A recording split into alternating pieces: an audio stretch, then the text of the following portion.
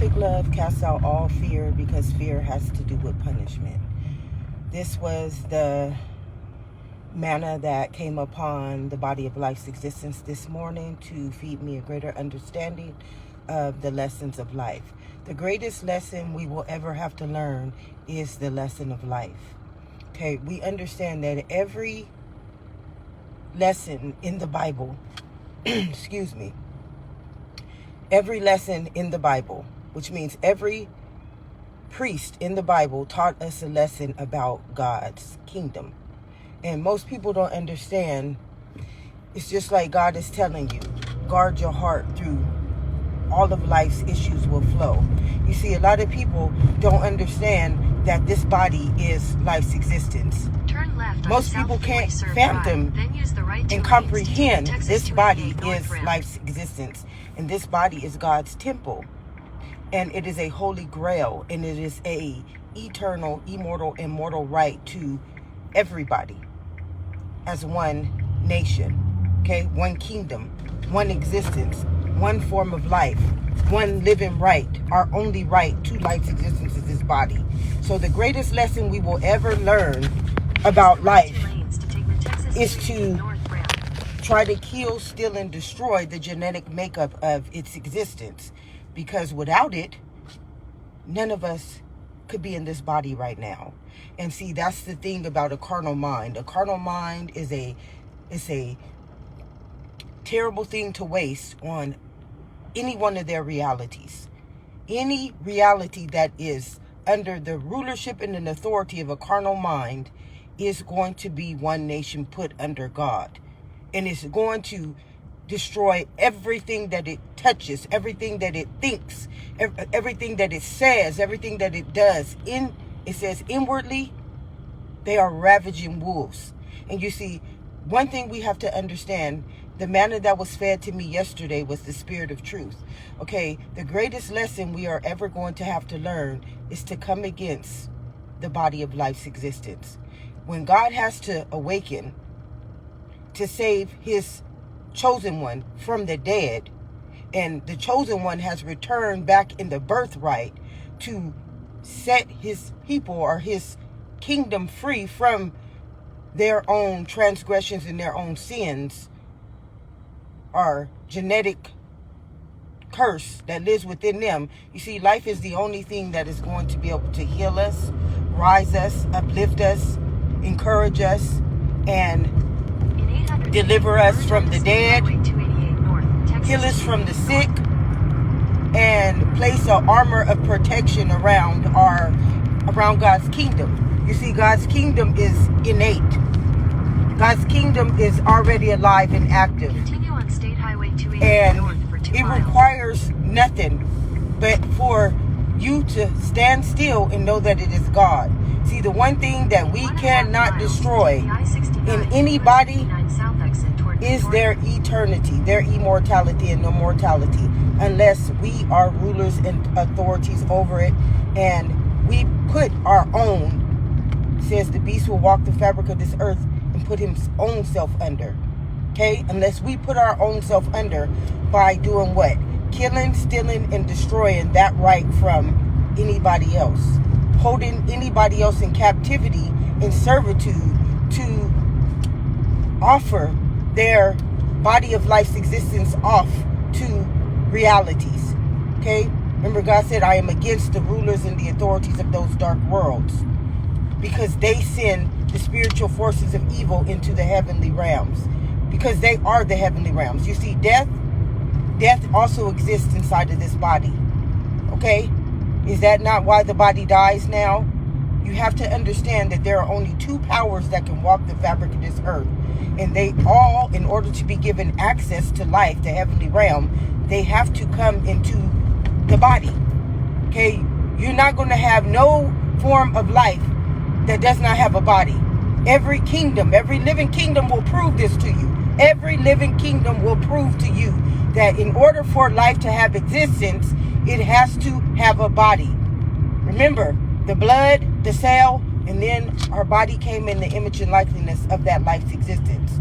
Okay, so every living kingdom has to have a body in order to have access into the heavenly realm. So death comes from someone rejecting their right to be the genetic makeup of life.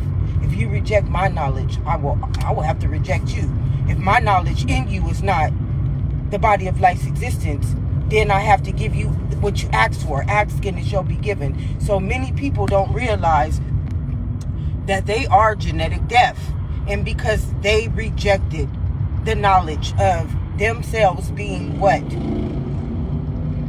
The genetic makeup of life, and they called themselves in other names. Okay? And the word became flesh and made its dwelling. See, the greatest lesson we are ever going to learn in life is to come against a chosen one. Okay? Touch not my anointed. Why? Because that anointed has been granted the authority to walk that valley of the shadow of death. Okay? Anybody that can walk in the valley of the shadow of death has a prophecy to fulfill to everybody that is genetically deaf's existence. Okay? One thing you have to understand is because this body is a genetic makeup, do you think anything but life is going to be able to walk inside of death's existence and be able to survive the wickedness of that heart? Okay, see, a lot of y'all don't understand what it says. I bet you haven't sown a day into my Father's kingdom, but you sown into Caesar's kingdom. You see, your Father's kingdom is innate. Your heart, you don't ever want to be under rulership and authority to Caesar's heart, because Caesar's heart, he's heartless. He has not sown a day into his Father's kingdom. His kingdom is ran off of powers and principalities, which are, what are powers and principalities, beloveds? They're words that he's brought to life's existence. He's brought into life's existence, and now they rule your mind. They conform your mind to believe that they're your governing authorities instead of the mind that lives inside of you. You see, the mind that lives inside of you is life's existence. Okay? That the cells that turn your eyes into this beautiful organ called life's omnipotent eye. Remember in Deuteronomy 19:21, he said, my eye shall not pity. Life shall be for life, an eye for an eye, a tooth for a tooth, a foot for a foot. He was telling you in that scripture, everything you are is who I am. Jesus knew this. I and my Father are one. You're not finna exclude me from life.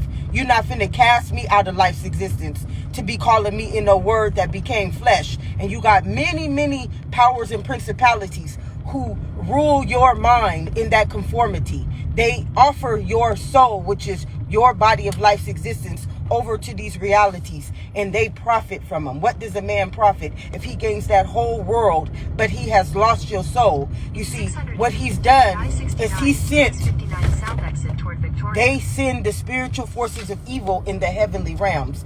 They have given access to these wickednesses and these death wishes and these spells and these witchcrafts and these cantations to come into God's kingdom, which means that God had already told us in Ephesians 6:12, I am against the rulers and the authorities of that dark world. And by no means do I give you any rights to enter into this body of life's existence with the intent, the motive, the propaganda, or the agenda to kill, steal, or destroy it in any form of life's existence, which is just this body.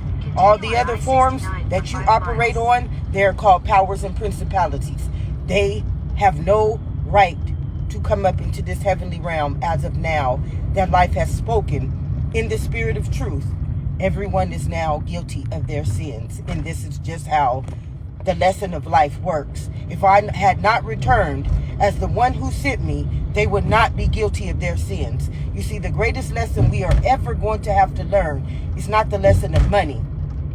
It's not the lesson of education. It's not the lesson of words. It's not the lesson of abuse. It's not the lesson of hate. It's going to be the lesson of life inside of this body.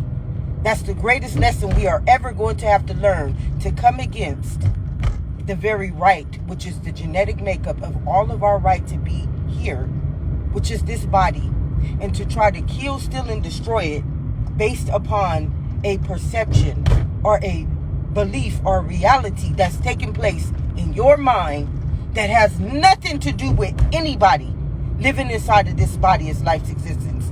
All you believe in is made up. Folklore, fairy tale, made up ass story.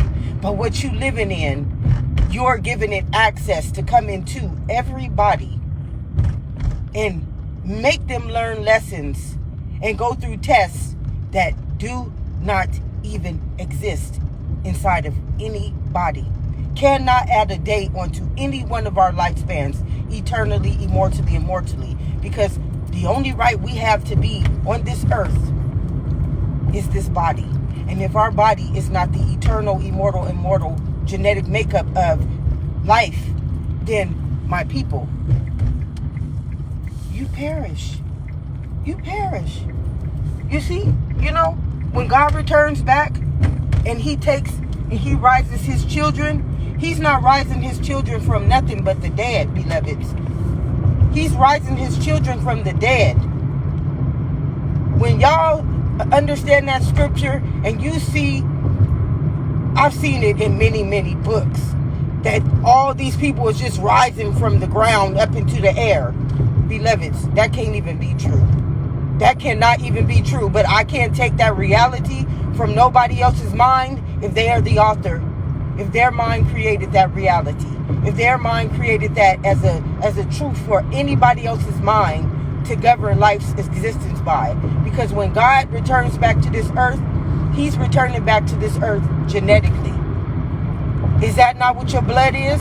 Is not your blood the genetic makeup of that cell?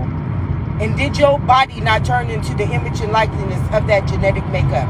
And is not blood elemental? And is not elemental the very fabric that every living kingdom genetically is born from? Yes, it is. You see, that's a truth that no man can deny. He said, let no man put us under. Let no man put us under.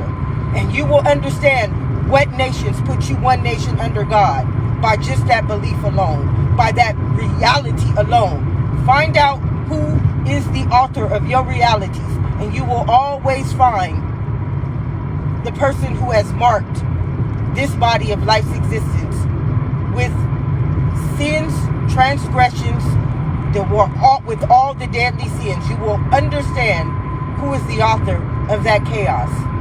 See, one thing you have to understand is that we are living inside of a genetic makeup, which is a living kingdom, which is a living God, which means that we cannot break his covenant, which is laws. You are to honor no other God but the living God in his laws. Okay? And when we break those laws, what happens to us genetically is that, well, remember what it tells us in Hosea 4:6. The understanding of Hosea 4:6 is telling us about our law of genetics. My people, if you reject my knowledge, you see, our only knowledge and the only truth that we will ever know as knowledge is this body. Anybody telling you that our knowledge is math, science, English, money is an author of chaos. And they create powers and principalities that enter into the heavenly realm and conform our minds into what? Will hold our minds into captivity and servitude to death. They literally walk us in the valley of the shadow of death. And see, many don't want to hear the truth, but they want to make you learn lessons and go through tests of their truth if you break the laws of their realities. But their realities are not living. Their realities are genetic curses that live inside of their mind as their reality. Okay, a reality is just what you call it. Go in your dictionary and look up that word reality. And if somebody tells you to come back to reality, and this reality that they're telling you to come into has nothing to do with what you live in innately, what gives you life, what gives you existence, and what ensures your right to have life's existence. And if their reality cannot tell you one thing about what gives you life, what is living for you right now inside of this body, they are the authors of that chaos. And they have broken the covenant of life's existence. And because of that, you have the right to hold them accountable of their sins by the law of life. Ask and it shall be given. Seek and I shall find. See, one thing you don't ever want to do is learn a lesson of life. You don't ever want to learn a lesson of life. Did you see everybody in that Bible that came against the chosen one? Did you see everybody in the Bible that came against the chosen one? Beloved, did you see what happened? Did you see what God did to every last one of those beautiful outcomes in the biblical story that came against the chosen one? Did you see what God had to do on the behalf of the chosen one in every story, in that biblical story? God had to save them genetically. With Pharaoh, God had to split the Red Sea, which means he had to come into the bloodline of life and use the rod and the staff to destroy Pharaoh in his kingdom, because Pharaoh was not letting the prophecy of life be fulfilled through Moses. Did you see what happened in Jesus, where he had to rise the spirit, which is the existence of life, up out of that land in order to deliver life's existence back into the genetic makeup of the body? Did you see in every story, in the story of Lot, God had to destroy the whole kingdom of Sodom and Gomorrah in order to deliver the body of life's existence out of that end time prophecy? Everything that God does, everything that his chosen one is here to do is on the behalf of the body of life's existence and the rise of the body of life's existence from the dead, the genetic makeup of death. And y'all out here raising death, giving it access to everybody's genetic makeup, and then telling you, God told us to do this. No, God ain't told you to do nothing, but let him come back into your life. And he can't come through a hardened heart. He cannot come through a person who governs his kingdom under words.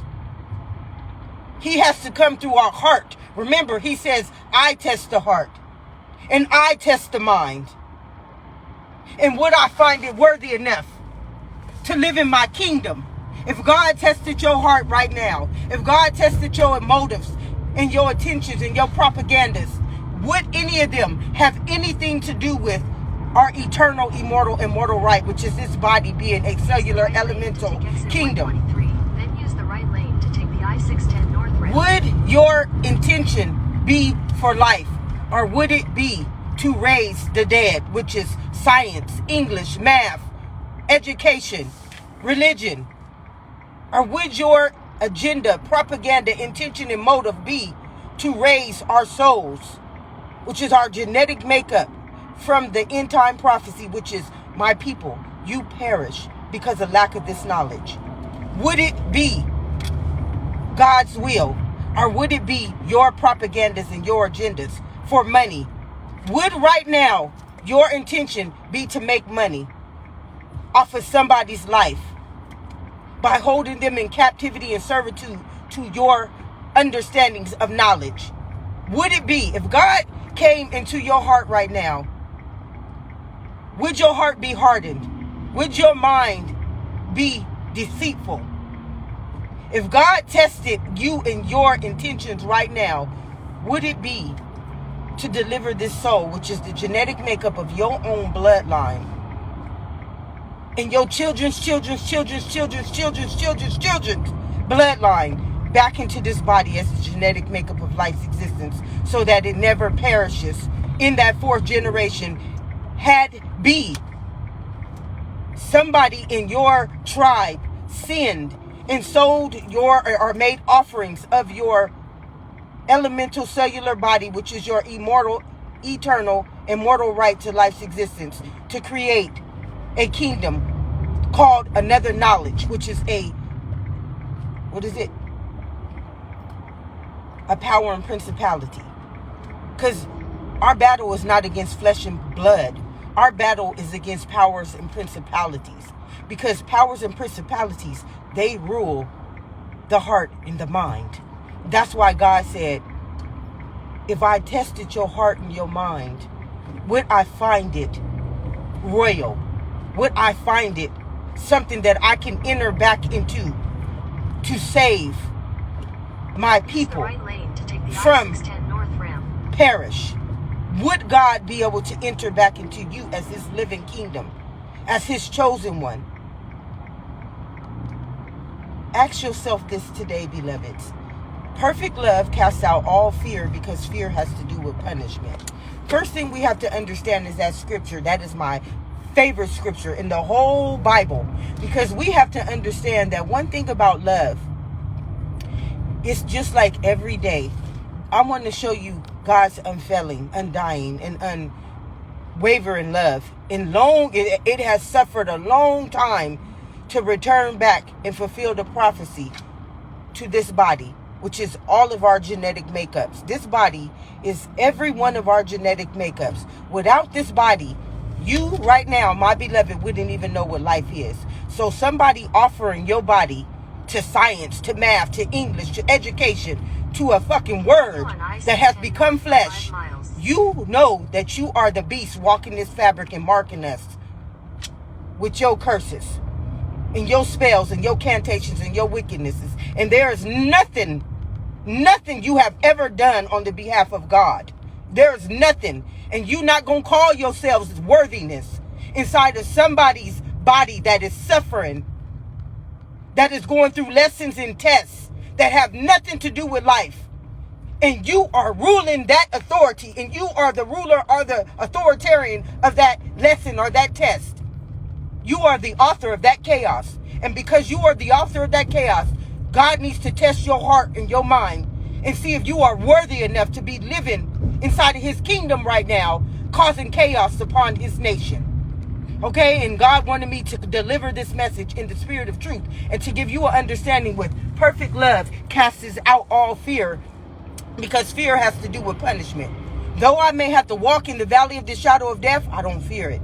I don't fear it. You want to know why I don't fear it? Because if God tested my heart right now, I would be the only kingdom that he can deliver that heart's immunity back onto life as. I would be the only heart that would be able to resonate enough immunity to be able to destroy sickness inside of everybody that has to walk in the valley of the shadow of death right now and learn the lessons and the test of what it means to live inside of Caesar's kingdom. Because Caesar's kingdom is a hardened heart like Pharaoh. See, y'all thought that Pharaoh was something external. But no, you see, we live inside of a body. We live inside of a genetic makeup. Is that not what your blood is? You live inside of a bloodline, my beloveds. You don't live inside of an external kingdom. You live inside of a bloodline right now. And that bloodline is the knowledge of the mind that is the ruler and authority of your world right now. That's what Ephesians 6:12 is trying to tell you. I am against the rulers and the authorities of that dark world. Because God knows that they are the ones living in his body right now as the genetic makeup of death's existence. Okay, let's come on, beloved. No. They are the genetic makeups of the one living inside of his body right now, casting evil and wickedness upon everybody, making them learn lessons and tests of other knowledges that cannot exist inside of God's kingdom. Jesus knew this. I bet you haven't sown a day into my Father's kingdom. You see, because God's kingdom is this body. And our only right to life's existence is this body. So anybody making offerings and sacrifices to your body has done what? Walked you in the valley of the shadow of death. And because they have done that to God's kingdom, what have they done? They have allowed spiritual forces of evil to enter into the heavenly realm. See, you don't want a lesson of life, do you? But you want to make people learn lessons of money. You want to make people learn lessons of things that live externally. See, we don't live inside the Caesar's kingdom. God told us to give Caesar back what belonged to Caesar. Because when he had to come upon this earth, he was rising everything from the dead. Everything was about to be risen from the dead on the behalf of life's return back into safety. Okay, because we are not safe ever in Caesar's kingdom. We are used as offerings and sacrifices to deities, which are words that have become flesh, powers and principalities that conform our mind, turn our hearts into hate, fear, punishment, wickedness, evil, darkness. And they make us rule other bodies against God's will, which is against our eternal, immortal, and mortal right to life's existence. The greatest lesson you are ever going to have to learn is the lesson to come against the body of life's existence and not understand it is your governing authority. And every lesson and test that you made it learn in your knowledge, in your image, in your likeliness that wasn't life, you are going to have to reap what you sowed against that body that you tried to destroy, that you tried to turn into your lessons and tests. Remember what the devil did to Job. You remember what the devil did to Job. The devil tried to make Job learn his lessons and his tests. And God had told him, no, Job is one in my heart. Job is one in my genetic makeup. Job is one in the body of life's existence. He didn't come here to learn a lesson and test. He came here to teach you about what you are going to learn for coming against him in my body of life's existence. You see, the greatest lesson that we are ever going to have to learn is the one that lives inside of us. The one that is governing our heart and our mind. Because you don't ever want to learn the lesson of being a hardened heart and living in the bloodline of Pharaoh and living in the Red Sea and having that Red Sea split because you genetically conformed life's existence into you. And you are the one nation put under, nations against nations, which means bodies against bodies, lives against lives, destroying the genetic makeup of everybody's right to be in God's kingdom. This was the story of Job. The story of Job was the lesson that the devil had to learn for bringing darkness, evil, wickedness, hate, lessons and tests against God's kingdom. That was the understanding of the book of Job. The understanding of the book of Job was Job rising from the dead. The understanding of the book of Jesus was the spirit of life rising from everybody that tried to hang the body of life's existence on the cross, which means perish it. Choose another reality instead of living in the one that Jesus returned back on to them to give them life's existence as. The greatest lesson you will ever have to learn is the one that lives inside of your heart and in your mind, and you are now operating as that reality, as that power and principality, as that ruler and authority, as the author of that chaos. And when life returns back onto you and awakens, and you finally discover you are the one who hated God, you are the one who held his kingdom in captivity and servitude to your realities. You are the one who spoke in the tongue of Babel, who spoke death, wishes, spells, incantations, and wickedness, and darkness and evil, and became the deadly sins walking the fabric of this earth, marking everybody with your genetic makeup. The greatest lesson you will ever learn is when God returns back for his children and you discover you are the one that hated him. 2 Chronicles, I will return back and revisit you for your inequities. And for those of you who loved me, and for those of you who hated me, that is the greatest lesson you are ever going to have to learn. And that will be the lesson of life. That will be the one that you cannot reverse. You cannot hide. You cannot fly to the moon. You cannot trick. You cannot manipulate. You cannot kill, steal, and destroy. Because it's genetically. It is genetically alive and active in your heart, in your mind, right now, holding you accountable. Because by no means will it forgive you of your guilt. Because genetically, you wrote yourself out of the book of life. And in the registry that lives in your cellular elemental body right now, is all the sins and the inequities of yourself and your forefathers.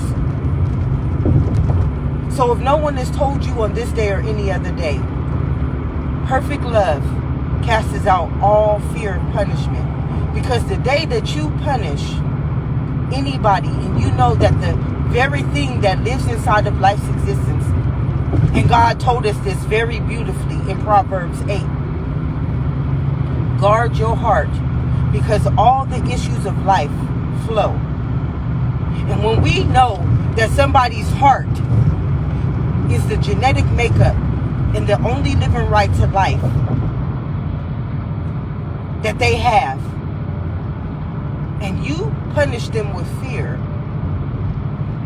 of anything that can cause their hearts to be hardened, which is to become sickened by what lives inside of you and your reality, you are the author of that chaos.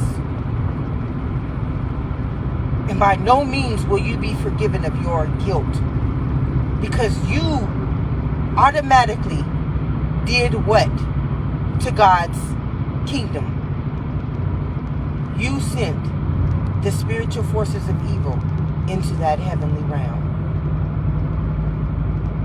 Love is something that genetically lives for us every day of our life. Right now, you have unconditional agape love sending life through every one of your organs, cells, and tissues and limbs right now. Unfailing, undying love breathing on the behalf of our oxygen right now for every one of our bodies, beloveds. And it's not telling us any point of this day, at any second, any minute, that it's not consciously living in that unfailing, undying, unwavering love for every one of our bodies. So for anybody who is drinking of that same source, substance, and nature, to tell any one of our bodies that we are not equally yoked to that same undying, unfailing, unwavering love. And you have been given the rulership and the authority to tell us that only certain people are worthy to be praised in that life and in that existence of the same body that we are all drinking of that same source and that same substance and that same nature as right now. And you said, and God told you that you were not worthy of it because you are the rulers and the authorities of that chaos, of those beliefs and those realities. And right now, in this body, unfailing, undying, and unconditional love is giving everybody the same right to life's existence. And you are a ruler and authority to anything that's telling us that that is not true. By no means is God going to clear you of sending that spiritual force of evil into anybody's heavenly realm, because only through God do we have life's existence. And when you sow into that kingdom, Caesar's kingdom no longer exists on the fabric of this genetic makeup, which is this body. And it will be risen from the dead because of the guilt that your forefathers, which is your bloodline, wrote into the registry of that cellular elemental body that came and that has given us life's existence at every present moment, consciously. So if God came to test your heart and your mind at this very moment, would his life be able to enter back into your body?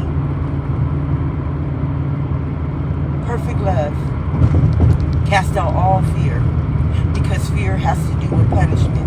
And though I may have to walk in the valley of the shadow of death, I don't fear it, because my love is undying, unwavering, and unfailing. And if God tested my heart and my mind right now, I would be the only thing that would allow you to be able to get to the Father. Have an amazing, omnipotent day. Because although it's not guaranteed to you in Caesar's kingdom, in that body, of that blood, that cell, in that image and likeness that lives inside of you, if you were born in the image and likeness of it, you shall now be risen from the dead. Have an amazing day, my beloveds. Because without it, In 2 miles, take the exit towards Senate Avenue. there is nothing but the valley of the shadow of death.